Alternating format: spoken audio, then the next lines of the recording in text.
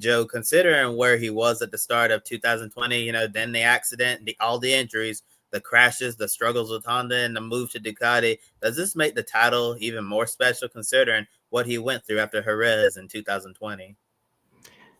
This makes it so much more special for Marc Marquez. As soon as he crossed that finish line, you could see the emotion through the visor as he crossed and realized he got championship number 7. This was a championship I would have to say some of us thought may never happen because after that accident in 2020, and then some of the accidents that occurred afterwards, how he was getting injured, that one crash, I believe, in Thailand, where he just went flying off that Honda and re injured himself. There was a period where several of us were concerned about his own safety, that he's pushing it too hard. He might end up retiring. This might be the end of Marc Marquez. A lot of doubt, a lot of uncertainty, and Honda did not have a good bike for him. It was just not working out. I mean, and it just seemed like, okay, Marc Marquez of the first 6 championships is going to be different than the Marc Marquez post the 2020 crash. But then last year, he signs with Ducati. He's not with the factory team, but he goes out there and he gets some wins. And it looks like maybe he got something. Then he's going to replace Nea Bastianini in the Ducati factory team in 2025. He just came out swinging like this was the Marc Marquez. This looked like as if Marc Marquez had never left. The Marc Marquez that we knew from 2019, 2018 when he claimed the Grid Ranking World Championship. This looked like him. And considering the length of time, 2020 Jerez, which that was the first race. This was during the pandemic era. First race for the season, very delayed, had that crash. To now, a 7-time world champion, the first one with this brand new redesigned trophy. That has to be so sweet. And I think you may have seen the celebration they do traditionally after the race where the rider parked their bike and they have some sort of big celebration. Marc Marquez watching that video of his career and his comeback, I think that was one of the most powerful celebrations we've seen MotoGP organize and really captured what he went through to get the 7th championship.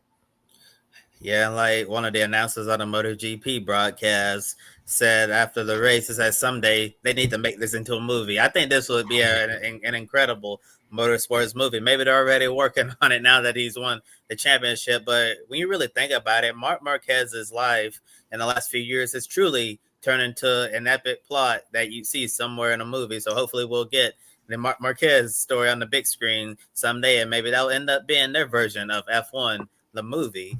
And it's really crazy because, Joe, I didn't really start following MotoGP until I came here to Grid Network. But I knew who Marc Marquez was. I knew he was one of the best over there, him and Valentino Rossi, going back and forth.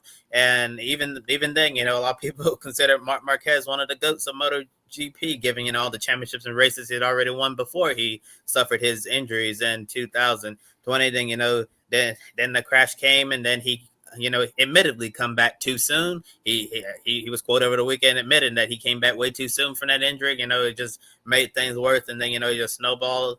And then Honda was struggling, as I mentioned, and it was like injury after injury, mistake after mistake, and we all wondered, have we seen the best of Marquez? Is his career now, on the downslide, and that he's not going to get any better? And admittedly, Joe, I thought that we'd seen the best of Marc Marquez, and he would probably never reach these heights ever again. But last year, he started showing some signs that he could be that Marc Marquez again. And this year on the factory Ducati alongside Pecco Bagnaia, we're going to talk about in a moment. He's gone out there, and completely taken the number one rider job away from Pecco Bagnaia. And in many ways, he's kind of defeated Pecco Bagnaia mentally this year, and he shows that he is still, the ultimate gold standard of motorcycle racing. Marc Marquez, what a wonderful job done by him.